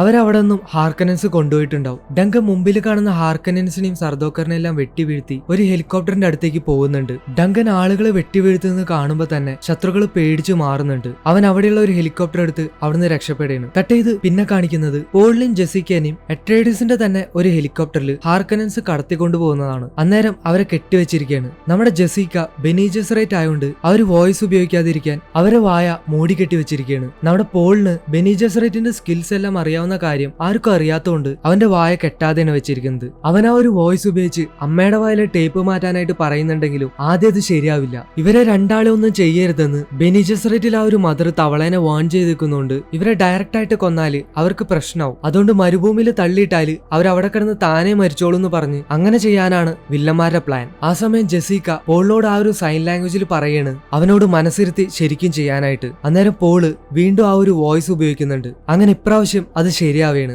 അയാള് ജെസിക്കയുടെ വായിലെ ടേപ്പ് മാറ്റുന്നുണ്ട്. അപ്പൊ തന്നെ ജെസിക്ക ആ ഒരു വോയിസ് ഉപയോഗിച്ച് അയാളെ കൊണ്ട് തന്നെ അവരാൾക്കാരെ കൊല്ലിക്കുകയും ഇവരെ റിലീസ് ചെയ്യിക്കുകയും ചെയ്യാണ്. അങ്ങനെ അവര് ആ ഒരു ഹെലികോപ്റ്ററിൽ നിന്ന് മരുഭൂമിയിൽ സർവൈവ് ചെയ്യാനുള്ള കിറ്റൊക്കെ എടുത്ത് അവിടെ ഇറങ്ങിയാണ്. അവര് തിരിച്ചെന്ന് നോക്കുമ്പോൾ അരാക്കീസിലെ അട്രേഡീസിന്റെ സാമ്രാജ്യം മുഴുവൻ ശത്രുക്കൾ നശിപ്പിച്ചിട്ടുണ്ടാവും. ഇവിടെ നമ്മുടെ ഡ്യൂക്കിനെ ചിത്രവധം ചെയ്യാനായിട്ട് അവന്റെ തന്നെ സ്ഥലത്ത് വസ്ത്രം പോലും ഇല്ലാത്ത രീതിയിൽ ഒരു ചെയറിൽ കിടത്തേക്കാണ്. അന്നേരം ഡോക്ടർ യൂഹെ അങ്ങോട്ടേക്ക് വന്നേക്കാണ്. അവൻ പറയുന്നുണ്ട് ഞാൻ നിങ്ങൾ പറഞ്ഞ പോലെ അട്രേഡീസിന്റെ ഷീൽഡ് എല്ലാം വീക്കാക്കി ഡ്യൂക്ക് ലാറ്റോനെയും കുടുംബത്തിനെയും പിടിക്കാനായിട്ട് സഹായിച്ചു. ഇനി എന്റെ ഭാര്യനെ എന്റെ കൂടെ വിടണോന്ന് പറയാണ്. അപ്പൊ തവള അവന്റെ അടുത്തേക്ക് വന്നിട്ട് അയ്യോ ഇനി നിന്റെ ഭാര്യനെ വെറുതെ വിടാനായിട്ട് പറ്റില്ലല്ലോ, ഇനിയിപ്പോ നിന്നെ അവളുടെ കൂടെ വിടാനേ പറ്റുള്ളൂ എന്ന് പറഞ്ഞ് ഡോക്ടർ യൂഹേനെ കൊന്നുകളയാണ്. അതായത് ഓൾറെഡി നമ്മുടെ തവള അവന്റെ ഭാര്യനെ കൊന്നിട്ടുണ്ടായിരുന്നു. ചതിയോ ചതി, ചതിയിലൂടെയാണ് ഇവരെല്ലാം നേടുന്നത്. അയാള് ഡ്യൂക്കിന് ഒരുപാട് പരിഹസിച്ച് സംസാരിക്കുകയാണ്. ഇന്നേരം നിന്റെ ഭാര്യയും മകനും മരിച്ചു കാണുന്നു, നിന്റെ പരമ്പര ഇനി ഉണ്ടാവില്ല എന്നൊക്കെ പറഞ്ഞ് ഡ്യൂക്കിന്റെ അടുത്തേക്ക് വരുമ്പോ അവൻ എന്തോ പറയുന്നുണ്ടാവും. അന്നേരം ഈ തവള ഡ്യൂക്ക് ഈ ഒരു അവസ്ഥയിലാണ് കിടക്കുന്നെങ്കിൽ പോലും അയാളുടെ ഷീൽഡ് ഓൺ ആക്കിയിട്ടാണ് അടുത്തേക്ക് ചെല്ലുന്നത്.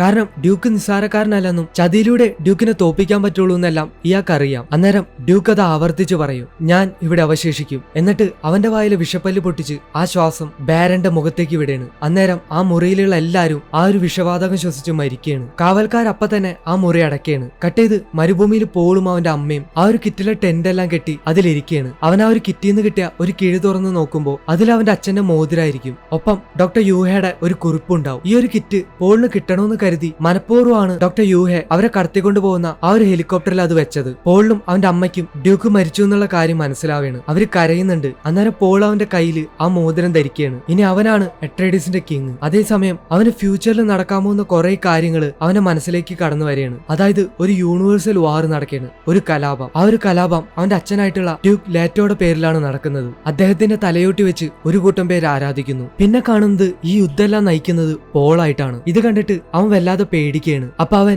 ഇതിനെല്ലാം കാരണം നിങ്ങൾ ബെനി ജെസറേറ്റ് ആണെന്ന് പറഞ്ഞ് കരയുമ്പോൾ അവന്റെ അമ്മ അവനെ സമാധാനിപ്പിക്കുകയാണ്. അവിടുന്ന് കട്ട് ചെയ്ത് ഡങ്കനെ കാണിക്കുകയാണ്. അവൻ ആ ഒരു ഹെലികോപ്റ്ററായിട്ട് നേരെ വരുന്നത് ഡോക്ടർ കൈൻസിന്റെ അടുത്തേക്കാണ്. അവൻ അവരോട് ദേഷ്യപ്പെട്ട് പറയാണ്, ചത്ത് തൊലയാനായിട്ടാണല്ലേ എംപറർ ഞങ്ങൾ ഇങ്ങോട്ടേക്ക് അയച്ചത്. ഇത് നിങ്ങൾക്ക് നേരത്തെ അറിയായിരുന്നില്ലെന്ന് ചോദിക്കുമ്പോൾ അവര് പറയും, എനിക്കൊന്നും പറയാനുള്ള അനുവാദം ഉണ്ടായിരുന്നില്ല ഒന്നും ചെയ്യാനും. കട്ട് ചെയ്ത് അടുത്ത സീനില് പോളും ജെസ്സിക്കും അവിടുന്ന് എങ്ങനെയെങ്കിലും രക്ഷപ്പെടാന്ന് വിചാരിച്ചിട്ട് ആ ഒരു ടെന്റിന് പുറത്തേക്ക് കിടക്കുന്നുണ്ട്. മരുഭൂമിയിലായോണ്ട് തന്നെ ടെന്റൊക്കെ മണലിൽ മൂടിയിട്ടുണ്ടായിരുന്നിരിക്കും. അങ്ങനെ അവര് പുറത്തേക്ക് കിടക്കുന്ന കറക്റ്റ് സമയത്ത് നമ്മുടെ ഡങ്കൻ ആ ഒരു ഹെലികോപ്റ്ററായിട്ട് അവിടേക്ക് വന്നിറങ്ങിയാണ്. പുള്ളി ഇത്രയും നേരം ഇവരന്വേഷിച്ച് മരുഭൂമിയിൽ കറങ്ങായിരുന്നു. അങ്ങനെ അവർ ആ ഒരു ഹെലികോപ്റ്ററിൽ കയറി ഫ്രെമൻസിന്റെ ഒരു ഒളിത്താവളത്തിലേക്ക് ഡോക്ടർ കൈൻസിന്റെ കൂടെ പോകുന്നുണ്ട്. ഡങ്കൻ നടന്ന കാര്യങ്ങളെല്ലാം വിവരിക്കുമ്പോൾ പോളിന്റെ അമ്മ പറയുന്നുണ്ട്, അപ്പൊ എംപറർ അവരുടെ പക്ഷത്താണല്ലേ എന്ന്. എന്നിട്ട് ജഡ്ജ് ഓഫ് ദ ചേഞ്ചിനൊന്നും പറയില്ലേ എന്ന് ചോദിക്കുമ്പോൾ കൈൻസ് പറയും, എന്നോടൊന്നും പറയരുതെന്ന് പറഞ്ഞ് വിലക്കിരിക്കാന്ന്. അവരെന്നിട്ടും ജീവൻ പണയം വെച്ച് നമ്മളെ സഹായിക്കുന്നുണ്ടല്ലോ എന്ന് പോള് പറയുന്നുണ്ട്. അങ്ങനെ അവര് ആ ഒരു ഒളിത്താവളത്തിലേക്ക് എത്തിക്കഴിയുമ്പോൾ കൈൻസ് ആ സ്ഥലം എന്താന്ന് അവർക്ക് പറഞ്ഞു കൊടുക്കുകയാണ്.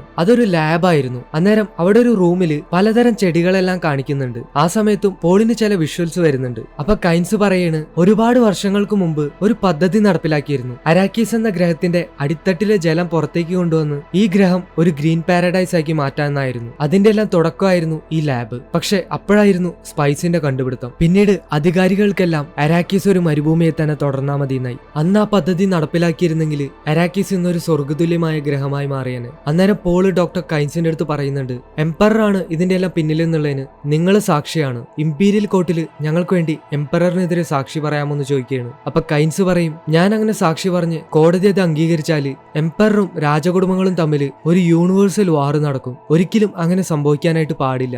ഞാനത് ചെയ്യില്ല എന്ന് പറയുന്നു. അപ്പൊ പോള് പറയും, ആ ഒരു യൂണിവേഴ്സൽ വാറിന് പകരം മറ്റൊരു ഓപ്ഷൻ മുന്നോട്ട് വെച്ചാലോ? അതായത് എംപററിന് ആൺമക്കളില്ല, പെൺമക്കളുടെ കല്യാണവും കഴിഞ്ഞിട്ടില്ല. ഇത് പറഞ്ഞു വരുമ്പോഴേക്കും കൈൻസ് പറയും, അധികാരത്തിന് വേണ്ടിയുള്ള ഒരു നാടാങ്കളിയാണ് മോൻ ഉദ്ദേശിക്കണെന്നുണ്ടെങ്കിൽ നിനക്ക് തെറ്റി മോനെ. എംപററിന് അട്രേഡീസിനെ പേടിയായിരുന്നു. അട്രേഡീസിന്റെ വംശം തന്നെ ഇല്ലാതാക്കാനാണ് നിങ്ങൾ അയാൾ ഇങ്ങോട്ടേക്ക് കൊണ്ടുവന്നത് തന്നെ. നീ ഇതും പറഞ്ഞ് ചെല്ലേണ്ട താമസം നിന്നെ അവർ കൊന്നളയുള്ളൂ. നിങ്ങൾക്കെന്ത് ഇപ്പോഴും മനസ്സിലാവാത്ത? എല്ലാം നഷ്ടപ്പെട്ടപ്പോ ഓടി ഒളിക്കേണ്ടി വന്ന ഒരു കുട്ടിയാണ് നീ ഇപ്പോ. അപ്പൊ പോള് പറയും, ഫ്രമൻ പറയുന്ന ലിസാൻ അൽഗെയിം, അതായത് പുറംലോകത്ത് നിന്നുള്ള ശബ്ദമാണ് അവരെ പാരഡൈസിലേക്ക് നയിക്കുക. അപ്പൊ കൈൻസ് അതെല്ലാം അന്ധവിശ്വാസമാണെന്ന് പറയുമ്പോൾ പോള് ഡോക്ടർ കൈൻസിനെ കുറിച്ചുള്ള ആർക്കും അറിയാത്ത ചില കാര്യങ്ങൾ പ്രവചിച്ചു പറയാണ്. എന്നിട്ട് പറയും, ഡോക്ടർ കൈൻസ്, ഞാൻ എംപറർ ആയാൽ എന്റെ കൈ ഒന്ന് ഉയർത്തിയാൽ മതി, അരാക്കീസ് ഒരു ഗ്രീൻ പാരഡൈസ് ആയി മാറും. ഇവരിതെല്ലാം പറഞ്ഞുകൊണ്ടിരിക്കെ എംപററിന്റെ ആ ഒരു സെർദോക്കർ ആർമി അവരുള്ള സ്ഥലമെല്ലാം ലൊക്കേറ്റ് ചെയ്ത് അവിടേക്ക് വന്നേക്കാണ്. ഇതറിഞ്ഞ ഡങ്കൻ അപ്പൊ തന്നെ അവന്റെ വാളെടുത്ത് അവരോട് യാത്ര പറഞ്ഞ് അവരുള്ള ആ ഒരു റൂം ലോക്ക് ചെയ്തിട്ട് ശത്രുക്കൾക്ക് നേരെ ഒറ്റയ്ക്ക് പോവാണ്. പോൾ അതിന് സമ്മതിക്കില്ല. അവൻ ഓടിയെത്തുമ്പോഴേക്കും ആ ഡോർ അടഞ്ഞിട്ടുണ്ടാവും. ഡങ്കൻ പരമാവധി ആളുകളെയും വെട്ടി വീഴ്ത്തുന്നുണ്ട്. പക്ഷെ ഒടുവില് അവൻ കുത്തേറ്റ് വീഴാണ്. സർദോക്കേഴ്സ്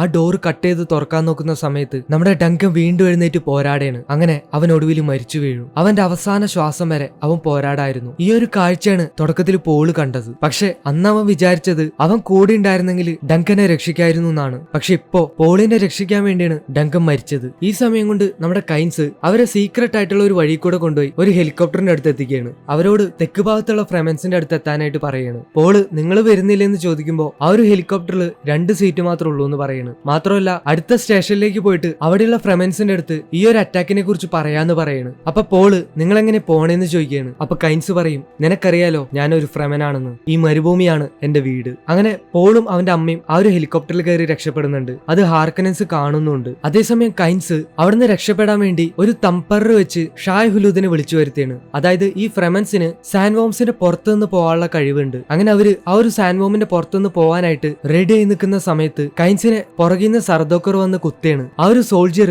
നീ നമ്മുടെ മാസ്റ്ററിനെ ചതിച്ചല്ലെന്ന് ചോദിക്കുമ്പോൾ കൈൻസ് ആ മണലിൽ ഇടിച്ചിട്ട് പറയും, എനിക്ക് ഒരേ ഒരു മാസ്റ്ററേ ഉള്ളൂ, അവന്റെ പേര് ഷായ് ഹുലൂദ് എന്നാണ്. അന്നേരം ഷായ് ഹുലൂദ് കൈൻസിനെ ഉൾപ്പെടെ അവിടെയുള്ള എല്ലാരും വിഴുങ്ങുകയാണ്. കട്ട് ചെയ്ത് പോളിനെ അവന്റെ അമ്മേനെയും ഹാർക്കനൻസ് ഫോളോ ചെയ്ത് അറ്റാക്ക് ചെയ്യാനായിട്ട് തുടങ്ങും. അന്നേരം അവരെ മുമ്പിൽ ഒരു വലിയ കൊടുങ്കാറ്റ് വരെയാണ്. കൈൻസ് പറഞ്ഞത് പ്രകാരം 5000 മീറ്ററോളം ഉയരത്തിലാണ് കൊടുങ്കാറ്റ് പറക്കുന്നുണ്ടാവുക. അത്രയും ഉയരത്തിൽ പറന്നാലേ ആ ഒരു കൊടുങ്കാറ്റിന് അപ്പുറം കടക്കാനായിട്ട് പറ്റുള്ളൂ. പക്ഷെ ഇവരിപ്പോഴും അത്ര ഉയരത്തിൽ എത്തിയിട്ടില്ല. പോള് രണ്ടും കൽപ്പിച്ച് ആ ഒരു കൊടുങ്കാറ്റിലേക്ക് ഹെലികോപ്റ്ററും കൊണ്ട് കയറിയാണ്. പിന്നാലെ വന്ന ഹാർക്കനൻസ് ആണെങ്കിൽ അവരാ ഒരു കൊടുങ്കാറ്റിൽ പെട്ട് മരിച്ചോളൂ എന്ന് വിചാരിച്ച് അവര് തിരിച്ചു പോവാണ്. ഇന്നേരം ആ കൊടുങ്കാറ്റിൽ പെട്ട പോളിന്റെ ഹെലികോപ്റ്റർ ആണെങ്കിൽ കൺട്രോൾ തെറ്റാനായിട്ട് തുടങ്ങും. പോളിന് അന്നേരം ഫ്യൂച്ചറിലെ ചില വിഷൻസ് വരെയാണ്. അതിൽ ഒരു ഫ്രെമൻ അവനോട് പറയാണ്, ജീവിത രഹസ്യം എന്നത് കണ്ടെത്താനുള്ളതല്ല, അത് അനുഭവിച്ചറിയാൻ ചെയ്യാനുള്ളതാണ്. ഇടയ്ക്ക് വെച്ച് നിർത്തിയാൽ അത് അറിയാനായിട്ടാവില്ല. നമ്മൾ ആ ഒരു പ്രോസസ്സിനൊപ്പം സഞ്ചരിക്കണം. അപ്പോ അവന്റെ ഉള്ളിലെ ഒരു ഇന്നർ വോയിസ് പറയാണ്, ക്യുസാറ്റ് സാദരാക്, നീ കൊടുങ്കാറ്റിനൊപ്പം സഞ്ചരിക്കുന്നു. അപ്പോൾ അപ്പൊ തന്നെ ആ ഒരു ദൃഷ്ടി ഉണർന്ന് അവരുടെ ഹെലികോപ്റ്റർ ഓഫ് ചെയ്യാണ്. അപ്പോ അവരുടെ ആ ഒരു ഹെലികോപ്റ്റർ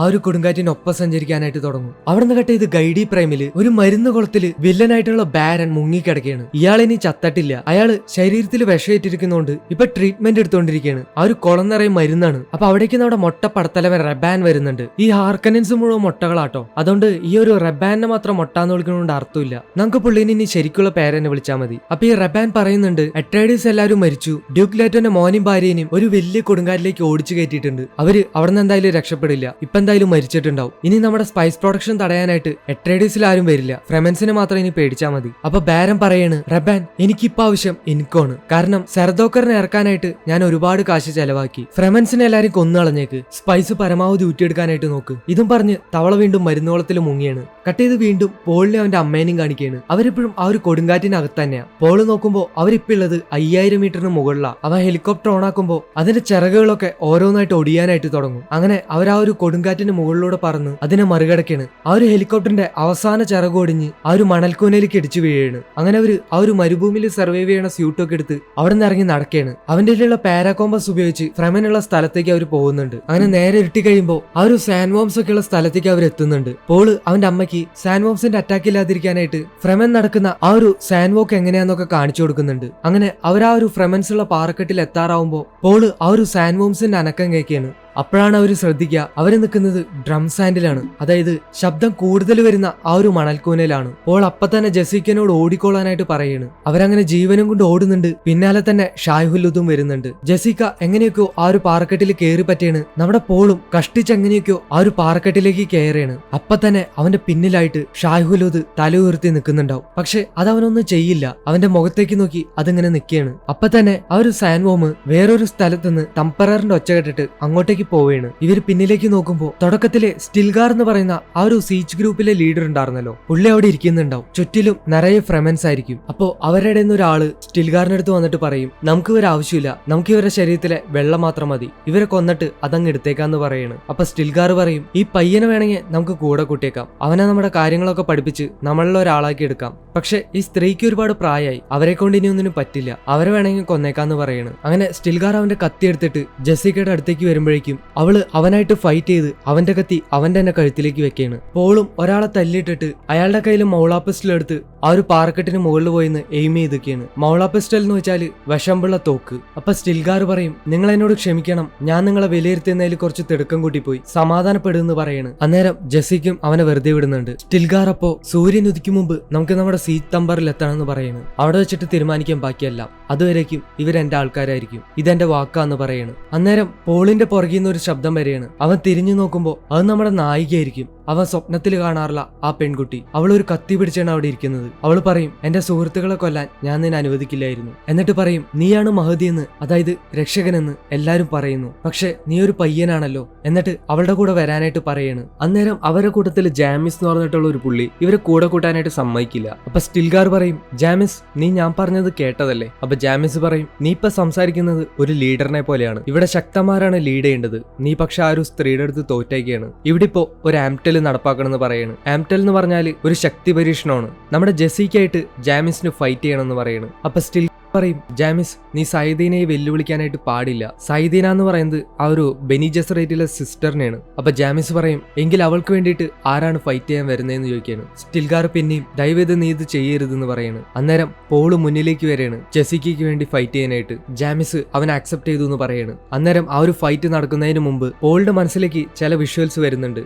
അതായത് ജാമിസ് അവനെ കുത്തിക്കൊല്ലുന്നതായിട്ട്. ഈ ഒരു ജാമിസ് തന്നെയാണ് ഇവർ കൊടുങ്കാറ്റിലാർന്നപ്പോഴും വഴിയറിയാതിരുന്ന സമയത്തെല്ലാം ഇവന്റെ ആ ഒരു മനസ്സിലേക്ക് വന്ന് അവനെ ഗൈഡ് ചെയ്തിരുന്നത്. അന്നേരം നമ്മുടെ നായിക അവന്റെ അടുത്തേക്ക് വരികയാണ്. ചാനി എന്നാണ് അവളുടെ പേര്. അവള് അവനൊരു ക്രിസ് നൈഫ് കൊടുത്തിട്ട് പറയും, ഇത് കയ്യിലുള്ളപ്പോ മരിക്കുന്നത് വലിയ ബഹുമതിയാണ്, നീ ലിസാൻ അൽ ഗൈബ് ആണെന്ന് ഞാൻ വിശ്വസിക്കുന്നില്ല, പക്ഷെ അന്തസ്സോടെ മരിക്കണമെന്ന് എനിക്ക് ആഗ്രഹമുണ്ട്. ജാമിസ് ഒരു നല്ല ഫൈറ്ററാണ്, നിന്നെ അവൻ അധികം വേദനിപ്പിക്കില്ല. പോളും ആ ഒരു കത്തി വാങ്ങിച്ചിട്ട് ചാനിനോട് എന്തോ പറയാൻ വരുന്നുണ്ട്, പക്ഷെ അവനത് പറയില്ല. അങ്ങനെ അവൻ ആ ഒരു ഫൈറ്റിന് തയ്യാറെടുക്കുകയാണ്. അങ്ങനെ ആ ഒരു ഫൈറ്റ് തുടങ്ങുമ്പോൾ നമ്മുടെ പോളാണ് ലീഡ് ചെയ്ത് നിൽക്കുക. അവൻ നമ്മുടെ ജാമിസിന്റെ കഴുത്തിൽ കത്തിവെച്ചിട്ട് നിങ്ങൾ കീഴടങ്ങിയൊന്ന് ചോദിക്കുകയാണ്. അന്നേരമാണ് സ്റ്റിൽഗാർ പറയാ, ഈ പയ്യന് നമ്മുടെ നിയമമൊന്നും അറിയില്ല മോനെ, ആംടെല്ല് കീഴടങ്ങ എന്നൊന്നില്ല, മരണമാണ് എല്ലാത്തിന്റെ അന്തിമ തീരുമാനം, രണ്ടുപേരിൽ ഒരാളെന്തായാലും മരിച്ചേ തീരൂ. സ്റ്റിൽഗാർ ഇത് പറഞ്ഞിട്ടും പോൾ അതന്നെ ആവർത്തിച്ച് ചെയ്യുന്ന കാണുമ്പോൾ സ്റ്റിൽഗാർ ഇവൻ എന്തീ കാണിക്കുന്നതെന്ന് പറയണം. അപ്പോഴാണ് നമ്മുടെ ജെസിക്ക പറയാ, പോള് ഇതുവരെ ആരും കൊന്നിട്ടില്ല എന്നുള്ള കാര്യം. ഇത് കേൾക്കുമ്പോൾ അവിടെയുള്ള എല്ലാവരും ഷോക്ക് ആവുന്നുണ്ട്. അന്നേരം പോളുടെ മനസ്സിലേക്ക് ആ ഒരു ഇന്നർ വോയിസ് വരെയാണ്, പോൾ അട്രോയിഡിസ് മരിക്കണം, എന്നാൽ മാത്രമേ ക്വിസാറ്റ് സാദറാക്കിന് പുറത്തു വരാനായിട്ട് കഴിയുള്ളൂ. അന്നേരം പോളിനെ അറ്റാക്ക് ചെയ്യാനായിട്ട് ജാമിസ് വരുമ്പോൾ അവൻ